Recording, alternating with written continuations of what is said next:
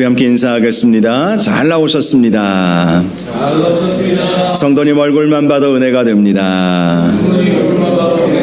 사랑하고 축복합니다. 사랑하고 축복합니다. 선교 기도 41번째 말씀입니다. 일어나 하나님께서 명하시는 땅으로 가라. 일어나 하나님께서 명하시는 땅으로 가라 라는 제목으로 말씀의 은혜를 우리가 함께 나누고 우리 선교사님들 위해서 함께 기도하는 시간을 갖기를 원합니다. 한때 타락했다가 기독교의 성자로 또 기독교 신학의 기틀을 마련했던 어거스틴이라고 하는 사람이 있습니다. 성 어거스틴이라고 부르죠. 그는 주님을 위해서 헌신하기로 작정한 후에 주 410년경 로마 제국이 무너져가는 것을 보게 되었습니다. 영원히 건재할 것 같고 그 영광이 영원할 것이라고 생각되었던 그 찬란한 로마 제국, 그 로마 제국이 당시 이방인이라고 여겨졌던 고트족의 침략을 받으면서 급격히 쇠퇴하는 것을 보게 되었던 것입니다. 로마 제국은 313년 콘스탄티노플이 기독교를 국교로 선언한 이후에 그야말로 기독교 국가가 되었습니다. 기독교를 그렇게 핍박했던 이 로마 제국에 하나님의 놀라운 은혜가 임함으로 교회를 공인하고 황제부터 시작해서 모든 귀족들, 모든 백성들이 기독교 신앙을 갖도록 독려하는 그러한 놀라운 기적의 역사가 일어나게 되었던 것이죠. 어거스틴은 바로 그러한 찬란하고 하나님께서 당대에 귀하게 쓰고 있는 이 로마 제국이 야만 민족인 고트족이 침략해 오면서 급격히 무너지고 급격히 쇠퇴하는 것을 보면서 이해하기가 어려웠습니다. 그래서 그는 고민하게 되었습니다. 하나님, 어찌하여 이런 일이 일어날 수 있겠습니까? 어찌하여 이런 일이 일어날 수 있겠습니까? 하나님께서 세우신 로마 제국 아닙니까? 기독교 역사를 보면 로마 제국은 분명히 기독교를 핍박했던 제국은 분명했지만 그 제국을 하나님께서 완전히 뒤집어 엎어버리셨잖아요. 그렇게 해서 로마 제국을 하나님의 나라로, 하나님께서 쓰시는 나라로 그렇게 사용을 하셨는데 왜 이 민족이 쳐들어와서 우리가 이렇게 고통을 당하고 쇠락의 길로 가게 되었습니까? 그렇게 기도했던 것입니다. 그런데 그렇게 기도하다가 그의 눈이 뜨이게 되었습니다. 영안이 열리게 되었습니다. 그러면서 영적인 세계를 바라보게 되었습니다. 그가 깨달은 것은 이것이었습니다. 사람들이 세워놓은 세상의 나라가 무너지면 하나님의 나라가 세워진다. 사실 로마가 기독교를 국교로 인정하였지만 그 사회 저변에는 정말 참으로 하나님을 섬겼을까? 그런 질문을 하게 되죠. 여러분, 이스라엘 역사를 봐도 그렇지 않습니까? 이스라엘을 누가 세우셨어요? 이스라엘 민족 스스로 세운 나라가 아니지 않습니까? 하나님께서 세우신 거예요. 하나님께서 아브라함을 부르시고 또 야곱을 통해서 애굽으로 가게 하시고 430년 만에 애굽에서 출애굽하게 하시고 모세를 세우셔서 광야 생활을 인도하게 하시고 여호수아를 세우셔서 7년 가나안 정복 전쟁을 승리로 이끌게 하시고 또 오늘 우리가 본문을 보듯이 사사들을 세우셔서 이스라엘을 지키시지 않으셨습니까? 또 하나님께서 사울 왕 초대 왕을 세우시고 그 이후에 다윗을 세우시고 솔로몬을 세우시고 그리고 나라가 둘로 분열되었죠. 북쪽에는 에브라임 지파를 중심으로 10개 지파가 북왕국 이스라엘을 세웠고 또 이 유다 지파를 중심으로 남유다에는 남유다 왕국이 세워지게 되었습니다. 그런데 그렇게 하나님께서 세우신 나라 역시 하나님만을 바라보고 하나님만을 섬기지 못했어요. 결국 북이스라엘은 아수르에 의해서 멸망당했고 남유다는 바벨론에 의해서 멸망당하지 않았습니까? 어거스틴은 그것이 깨달아졌던 것이죠. 하나님께서 하나님 나라를 세우시기 위해서 기존의 모든 것들을 허무실 때가 있구나. 세상 나라를 무너뜨리시고 하나님 나라를 세워가시는구나. 그것을 깨닫게 되었던 것입니다. 그러면서 로마 제국이 무너지는 것은 하나님의 섭리 가운데 있게 된다라는 사실을 깨닫게 되었던 것이죠. 그 이후에 그는 아주 유명한 책을 썼습니다. 하나님의 도성, The City of God이라고 하는 하나님의 도성이라고 하는 아주 유명한 책을 그가 쓰게 되었던 것이죠. 그렇습니다. 세상 나라가 무너지면 하나님 나라가 세워지죠. 요한계시록 말씀을 보아도 결국 이 세상 나라가 무너지고 새 하늘과 새 땅이 이루어지지 않았습니까? 하나님은 늘 새롭게 역사를 이루어 가실 때가 많습니다. 예기치 않은 사람들에 의해서 하나님의 역사를 이루어 가시는 것이죠. 소모는 사람 삼가를 하나님께서 사용하셨고 또 왼손잡이 에훗도 사용하시지 않으셨습니까? 여선지자 드보라도 사용하셨죠. 이름 없는 야엘이라고 하는 한 연약한 여인도 사용을 하셨습니다. 그렇게 하나님은 예기치 않는 사람들에 의해서 새로운 방법으로 새로운 역사를 이루어 가실 때가 너무나도 많다는 것이죠. 제가 미국에서 공부하면서 제일 첫 번째 과목인지 두 번째 과목인지 확실히는 기억이 나지 않는데 거의 내용은 비슷한 내용이었습니다. 이머징 처치라고 하는 그 개념을 배웠어요. 떠오르는 교회. 미국 안에서 또 서구 유럽 가운데에서 이머징, 이게 등장하는, 새롭게 등장하는 교회들을 연구하는 그러한 과목, 그 프로그램이 있었습니다. 하나님께서는 기존의 것을 허무시고 새롭게 사람을 일으키시고 새로운 교회들을 일으키셔서 사용하신다. 그것을 강조하는 것이죠.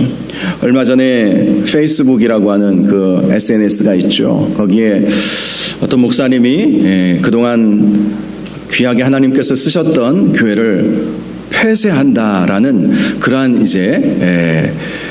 그 내용을 그렇게 올리셨어요. 그래서 저는 처음에 이렇게 생각했습니다. 목사님 목회가 힘드셨나? 아니면 교회가 지금 여러 가지 어려움들을 당하셨나? 그런데 그 밑에 댓글을 보니까 그 목사님과 그 교회를 아는 분이 답글을 단 것을 보면서 꼭 그렇지는 않았구나라는 것을 깨달았어요.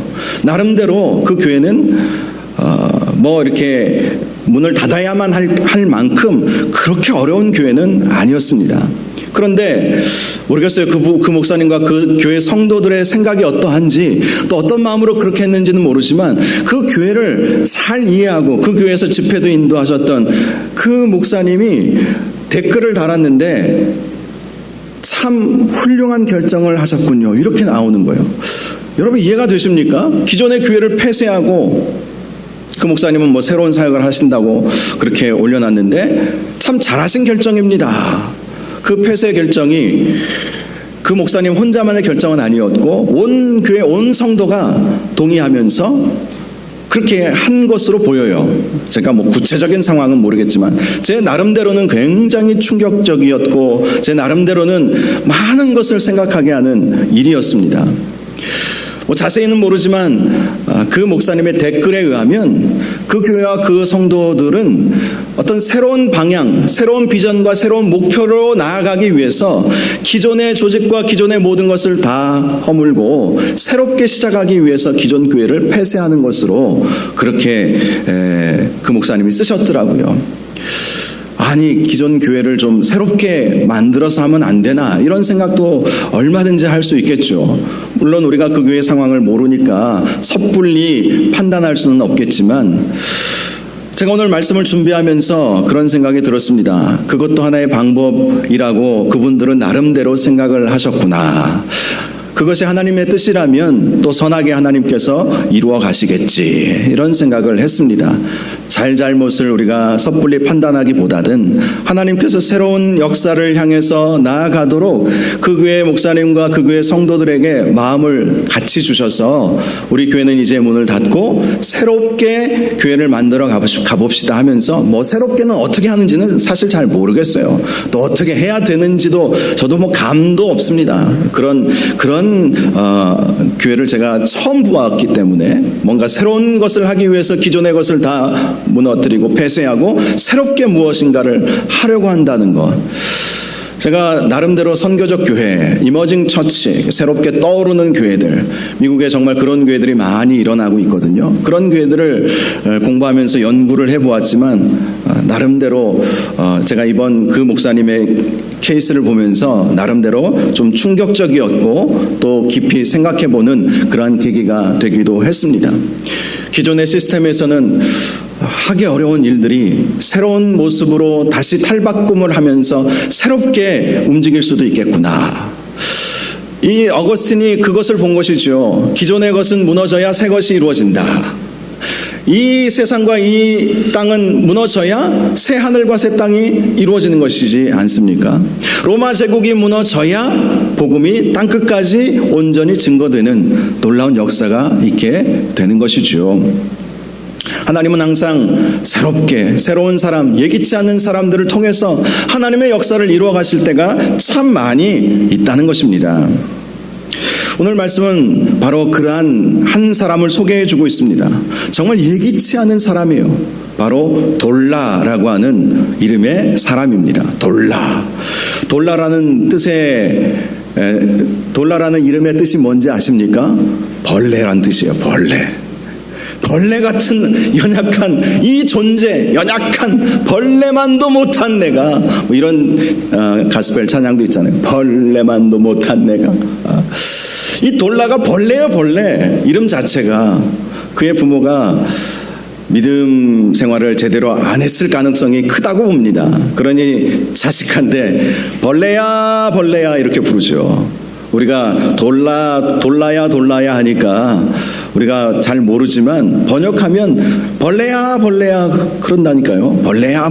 아니 자식한테 벌레라고 이름 짓는 사람이 어디 있겠습니까? 그런데 이 이름이 주는 그런 독특한 의미가 있죠. 각 사사들마다 하나님께서 이름을 붙여주셨을 때는 아주 특별한 의미들을 가지고 있을 경우가 많이 있죠. 벌레 같은 사람, 연약한 사람, 주목받지 못한 사람, 그것이 바로 돌라의 특징이었다는 것입니다. 돌라는 이사갈 지파 출신이라고 나와 있어요. 이스라엘의 12지파 중에 유일하게 이사갈 지파 중에 이 사람 돌라만 사사가 되었습니다. 제가 쭉 찾아봤더니 이스라엘의 사사를 대략 14명에서 15명 사이 사무엘까지 그렇게 보고 있거든요.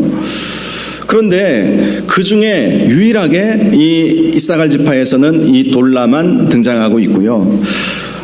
대부분 므낫세 지파, 에브라임 지파, 유다 지파, 아주 큰 지파들이죠. 큰 지파에서 한 70%가량 거기 출신들이 사사가 되었더라고요. 그러니 주목받지 못한 지파의 출신이었고, 그리고 주목받지 못한 한 사람, 이름은 벌레. 그 사람을 하나님께서 일으켜 세우셔서 그를 이스라엘의 6번째 사사가 되게 하셨던 것입니다. 1절을 보면 그는 아비멜렉의 뒤를 이어서라고 말씀을 하고 있습니다. 이것이 당시 시대적 배경이었습니다.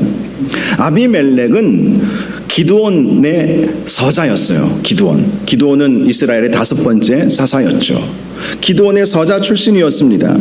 아비멜렉은 기드온이 죽자 불의한 방법으로 이스라엘의 왕이 되었습니다.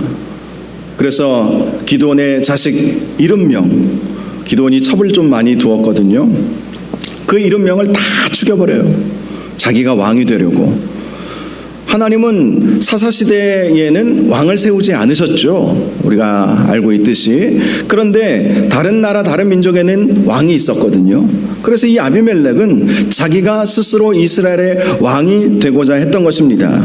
그래서 먼저는 세겜 사람들의 왕이 되었습니다. 세겜 지역의 왕이 되었죠. 하지만 그는 그의 뜻을 이루지는 못했어요. 그의 뜻을 펼치지는 못했습니다. 세겜 사람들이 배신했고 데베스와의 전투에서 한 여인이 던진 맷돌에 머리를 맞아 죽고 말았던 것입니다. 이 아비멜렉에 대해서 우리는 잘 모르는 분들이 많겠지만 사사기 9장 전체에 이 아비멜렉에 대해서만 말씀하고 있어요. 다른 사사들, 어떤 사사는 단 한 절, 오늘 돌라와 같은 경우는 2절만 소개하고 있잖아요. 근데 이 아비멜렉은 그 사사기의 9장 전체를 할애해서 아비멜렉에 대해서 소개를 하고 있을 만큼 당시에 이스라엘 백성에게 있어서는 아비멜렉의 그러한 스스로 왕이 되고자 했던 그 사건은 굉장히 충격적인 그러한 사건이었던 것입니다. 그는 용사 중에 용사였어요. 싸움을 잘하는 용사 출신이에요. 그러니 그가 왕이 되려고 그렇게 생각을 했겠죠. 그는 수많은 전투에서 승리했습니다. 그럼에도 불구하고 믿었던 세겜 사람들에게 의해서 배신을 당하였고 한 연약한 여인이 던진 맷돌에 맞아 머리를 크게 다쳐서 죽게 되었던 것이죠. 당시 이렇게 아비멜렉이 이렇게 스스로 왕이 되고 또 아비멜렉이 갑자기 죽게 되는 이 상황은 이스라엘 사회 안에서 큰 혼란이 일어날 수밖에 없는 그러한 시기였다는 것을 알 수 있습니다. 이 아비멜렉이 죽자 그제서야 아비멜렉의 뒤를 이어서 하나님께서 이 돌라를 이스라엘의 사사로 세우셨다는 것입니다. 이사갈 사람 도도의 손자 부하의 아들을 하나님께서 이스라엘의 사사로 세우셨다는 거예요. 그는 어찌 보면 이렇게 앞으로 어떻게 해야 될지 모르는 아주 난감한 그런 아주 어렵고 힘들고 또 어지러운 그러한 세상 속에서 하나님께서 그를 부르셔서 그를 이스라엘의 사사로 세우셨다는 것이죠. 다른 사람들은 주목하지 않았어도 하나님은 이 돌라를 주목하셨다는 것입니다. 다른 지파들은 이 이사갈 지파를 향해서 그렇게 주목하지도 않고 그들 가운데 무슨 큰 역사들이 일어나겠느냐 이렇게 생각하면서 무시당했던 이사갈 지파였지만 하나님은 이스라엘 사회를 다시 개혁하기 위해서 이스라엘을 구원하기 위해서 이 돌라를 부르시고 그를 이스라엘의 사사로 세우셨다는 것이죠. 그가 하나님 앞에 쓰임 받았던 여러 가지 이유가 있는데요. 오늘은 두 가지만 한번 생각해 보려고 합니다. 먼저 그는 일어나서 이스라엘을 구원했다 이렇게 말씀을 하고 있습니다. 일어났다라고 하는 것은 앉아있지 못했다는 것이죠. 이스라엘의 분열, 이스라엘이 지금 많은 그러한 사회적 혼란기에 있을 때에 그는 가만히 있을 수 없었기에 분연히 일어났다는 거예요. 일어나는 것이 참 중요합니다. 그의 마음에는 이스라엘의 타락과 우상 숭배가 마음에 너무 아팠던 것입니다. 그 마음은 하나님의 마음이라고 할 수 있죠. 이스라엘이 어찌 이렇게 되었을까? 하나님께서 왕 되시고 하나님께서 선하게 이끌어 가셔야 할 이 이스라엘이 엉뚱한 한 사람에 의해서 나라가 혼란스러운 지경에 빠져버리고 그마저도 그 사람이 갑자기 죽어버리니 악한 왕이라도 왕이 있는 것과 없는 것은 굉장한 차이가 있더라고요. 예전에 중동에 민주화 바람이 불어오지 않았습니까? 그래서 많은 분들이 중동에 민주화 바람이 불어오면 많은 사람들이 예수 믿을 수도 있겠구나 이렇게 기대를 했어요. 대부분의 민주화된 국가에서 복음이 전해지고 또 복음이 확산되고 교회가 아름답게 그렇게 세워지지 않습니까? 우리나라도 그렇고 물론 안 그런 나라들도 있지만 대부분 민주화된 나라에 교회가 자유롭게 세워지고 복음도 자유롭게 전할 수 있기 때문에 그렇게 될 것이라고 기대를 했습니다. 그런데 웬걸요? 민주화 바람이 부니까 완전히 그냥 다 제각기 자기가 왕이 돼버리는 거예요. 자기가 지도자라고 행세하고. 그러니까 악한 왕이라도 악한 지도자라도 한 사람이 세워져 있으면 그래도 난데 그런 지도자가 없으니 완전히 혼란스러워지는 일들이 벌어진 거예요. 그래서 오히려 선교사님들이 그 지역을 나오실 수밖에 없었습니다. 계속해서 막 폭력 사태가 일어나고 이집트 같은 경우도 그러지 않았습니까? 이 민주화 바람이 불어왔는데 그것이 복음 전파에 도움이 될 줄 알았는데 오히려 그렇지 못했던 거예요. 자, 당시 이스라엘 악한 왕이라도 스스로 지도자로 세워진 한 사람이라도 있으면 그래도 뭔가 조직도 세우고 뭔가 질서를 잡아갈 수도 있겠지만 그런데 갑자기 또 아비멜렉이 죽어버렸네요. 그러니 이스라엘은 완전히 혼란한 상황에 빠져들 수밖에 없었죠. 그런 상황 속에서 돌라가 일어난 거예요. 누가 알아주지도 않았어요. 벌레 같은 연약한 존재였어요. 그러나 스스로 일어난 거예요. 하나님께서 그를 부르시자 제가 여기 있습니다 하면서 일어났던 것입니다. 하나님은 이렇게 스스로 분연히 일어나서 주님, 제가 여기 있습니다. 저를 사용하여 주옵소서. 이렇게 하나님 앞에 서원하고 하나님의 뜻을 이루어 드리기를 원하는 그런 사람들을 하나님은 반드시 쓰십니다. 나의 배경이 중요하지 않아요. 중요한 것은 믿음이죠. 믿음만을 가지고 우리가 걸어갈 때에 하나님께서는 그러한 사람들을 쓰시는 것입니다. 민족을 향하여 아파하는 그 마음을 가진 사람, 하나님 아버지의 그 마음을 가진 사람, 그래서 분연히 일어나서 하나님 앞에 쓰임받기를 소원하는 사람, 하나님은 그런 사람을 쓰시는 것입니다. 돌라가 그랬던 거예요. 짧은 2구절의 말씀이지만 그는 일어나서 다들 주저앉아서 무엇을 어찌해야 할 바를 몰랐던 그때에 그는 스스로 일어나서 하나님을 위해서 헌신하리라, 하나님의 영광을 위해서 쓰임받으리라, 그러면서 분연히 일어났던 것입니다. 그렇게 저와 여러분들이 이 나라와 이 민족을 위해서 또 땅끝까지 복음 증거하는 이 사명을 이룸에 있어서 저와 여러분들이 그렇게 일어나서 쓰임받을 수 있기를 바랍니다. 주저앉아 있으면 뭘 어떻게 하나님께서 쓰시겠습니까? 일어나야 하나님께서 힘주시고 은혜 주셔서 쓰시지 않겠습니까? 그는 일어난 거예요. 그런데 아주 이 사람에게 있어서 또 특징적인 사실이 하나 있는데요. 그는 이 사갈 지파 출신이에요. 그러면 대부분 자기 지파, 자기 땅이 있었습니다. 그리고 대부분의 이스라엘 사람들은 태어나서 자기 땅에 거주하면서 끝까지 대부분 자기 땅에 삽니다. 제가 미국에서 공부할 때도 어떤 교수님이 이야기를 하시더라고요. 대부분의 캘리포니아 사람들은 캘리포니아에 태어나서 캘리포니아에서 살다가 캘리포니아에서 죽는다는 거예요. 그런데 여러분들은 한국에서 태어나가지고 이곳까지 와서 이렇게 여기서 공부하고 있지 않느냐, 이런 말씀을 하시더라고요. 전혀 저는 생각을 못 해봤던 일이거든요. 하나님께서 그만큼 당신들을 귀하게 쓰시고자 그렇게 저 먼 한국 땅에서 이곳에 와서 공부하게 하시고 넓은 세계를 보게 하시고 넓은 학문의 그러한 길을 걸어갈 수 있게 하신 것 아니냐, 이런 말씀을 어떤 교수님이 하신 기억이 있습니다. 그런데 이 돌라는요, 이사갈 지파 출신이고 이사갈 땅에서 살았지만 그가 활약했던 사역의 무대는 어디였는지 아십니까? 사밀이라고 하는 곳이었습니다. 사밀은 에브라임 지파에 속한 땅이었어요. 그가 왜 그곳으로 갔는지는 모르겠지만 하나님께서 쓰시는 사람들의 여러 가지 특징 중에 하나가 하나님께서 가라 하면 아멘하고 갔다는 것 아니겠습니까? 아브라함도 그렇잖아요. 내가 너에게 지시할 땅으로 가라.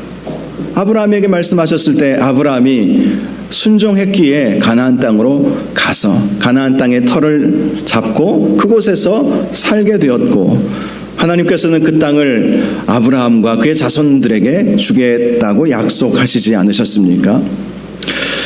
어찌 보면 이 시대 속에서 자기가 태어나서 자란 곳을 떠나서 다른 곳으로 간다는 것은 굉장한 모험이에요. 모험. 제가 대학 다닐 때 읽었던 책 중에 하나가 모험으로 사는 그리스도인이라는 제목의 책이 있습니다. 모험으로. 우리가 안전지대에 거하는 것만이 능사가 아니죠. 하나님은 때로는 우리를 벼랑 끝으로 몰아가실 때가 많아요. 우리에게 도전하게 하시고 모험을 하게 하실 때가 참 많습니다. 이 돌라는 그런 모험 정신이 있었다는 거예요. 네가 가라 라고 하나님께서 말씀하셨을 때 아멘 하고 전혀 생소한 곳이지만 사밀이라고 하는 곳으로 자기가 경험해보지 못하고 만나보지도 못했고 살아본 적도 없고 여행해본 적도 없는 그곳에서 이스라엘 사사로서의 사명을 감당했다는 것입니다. 얼마나 두려웠겠습니까? 오늘날에야 교통수단이 발달을 해서 서울에서 부산 가고 부산에서 서울 올라가고 하는 것이 자유롭지만 과거에는 그렇지 못하지 않았습니까? 한마디로 이 돌라는 이 영적 노마드의 삶을 살았다고 할 수 있습니다. 노마드라고 하는 말의 뜻이 유목민이라는 뜻입니다. 유목민, 영적 유목민. 일반적인 노마드는 이 풀을 찾아 초원을 찾아서 가축을 이끌고 돌아다니는 사람을 그냥 노마드라고 부르죠. 그런데 영적 노마드가 있죠. 영적 노마드는 하나님께서 가라고 하시면 가는 거예요. 멈추라고 하시면 멈추는 거예요. 돌라가 바로 그런 삶을 살았던 것이죠. 네가 살고 있는 그 이사갈 지파의 그 땅에서 떠나서 에브라임 산지 밑에 3일이라고 하는 곳으로 가라 라고 하셨을 때에 아멘 하면서 낯선 땅이지만 그는 거기 가서 이스라엘의 사사로서의 사명을 감당했던 것입니다. 하나님께서 가라고 했을 때 아멘 하는 것, 이것이 돌라의 모습 속에 나와 있었다는 것입니다. 그러니 하나님께서 이 돌라를 쓰셨다는 거예요. 여러분, 돌라는 일어날 줄 알았습니다. 순종할 줄 알았다는 것입니다. 하나님은 그래서 이 돌라를 비록 벌레와 같이 연약한 존재였지만 그러나 일어날 줄 알았고 순종할 줄 알았기에 하나님은 이 돌라를 이스라엘의 사사로 쓰시면서 23년간 이스라엘의 평화를 가져다 주는 그 일에 이 돌라를 사용하셨던 것입니다. 노마드의 삶을 우리 선교사님들이 살아가죠. 어찌 보면 선교사님들은 이 한국 땅이 아주 편하고 아주 살기 좋은 땅입니다. 세계를 다녀봐도 한국만큼 좋은 데가 없어요. 미국에서 제가 8년을 살았지만 한국이 더 좋은 것 같아요. 물론 미국의 그 환경이나 어떤 문화도 나쁘지는 않지만 제가 미국에서 30대, 40대, 30대까지 20대, 30대를 제가 미국에 있었는데요. 가만히 보니까 한 40대 후반쯤 되면 목사님들이 한국으로 그렇게 들어가시더라고요. 한국이 훨씬 살기 좋다는 것을 이제 아시니까 그렇게 들어가고 싶어 하시는 거겠죠. 여러분, 새로운 곳에서 새로운 일을 한다는 것은 참 쉽지 않은 그러한 일이라는 것은 분명합니다. 그러나 하나님께서 가라고 하시면 가는 것, 멈추라고 하시면 멈추는 것이 아주 중요한 것입니다. 우리 선교사님들이 그러한 삶을 사는 분들 중에 하나이죠. 또한 우리도 그러한 삶을 살아야 합니다. 하나님께서 가라고 하면 가고, 멈추라고 하면 멈추고, 하라고 하면 하고, 하지 말라고 하면 안 하고, 하나님 말씀에 절대 순종하면서 하나님의 마음을 품고 살아가는 것, 그것이 이 시대의 돌라와 같은 쓰임받는 그러한 성도들의 모습이라는 사실을 꼭 기억하시기를 바랍니다. 이 밤에 기도할 때 하나님, 돌라와 같이 비록 우리는 연약하고 주목받지 못한 사람이라 할지라도 하나님의 마음을 품고 일어나게 하여 주옵소서. 하나님의 명령하시면 순종하게 하옵소서. 도전하게 하옵소서. 그래서 주의 뜻을 온전히 이루어 드릴 수 있도록 인도하여 주옵소서. 또 우리 선교사님들도 그러한 삶을 살게 하셔서 하나님, 우리 선교사님들 정말 부전히 일어나게 하셔서 그 선교지에서의 사역을 잘 감당할 수 있도록 인도하여 주시고, 또 하나님의 말씀에 절대 순종함으로 선교지에서 많은 사역의 열매를 맺을 수 있도록 인도하여 달라고 함께 기도할 수 있기를 바랍니다. 이 시간 우리 선교사님들 기도 제목 보면서 함께 기도할 수 있기를 원합니다. 우리 앞장에 7월 우리 교회 43차 선교 기도회 기도 제목이 있습니다. 오늘 오후까지 선교사님들이 이렇게 제목을 보내주셨는데요. 아주 따끈따끈한 기도 제목들입니다. 우리 이 기도 제목 보면서 함께 우리 선교사님들 위해서 기도할 수 있기를 원합니다. 우리 주여 한번 부르시고 함께 기도하겠습니다. 주여, 거룩하시고 존귀하신 아버지 하나님, 은혜를 감사합니다. 하나님 아버지, 오늘도 우리 교회에서 함께 동역하고 함께 협력하는 우리 선교사님들을 위해서 선교사님들이 보내주신 기도의 제목들을 가지고 함께 기도할 수 있게 하여 주시니 감사합니다. 우리가 올려드리는 이 기도의 제목들을 우리 하나님께서 들으시고 하나님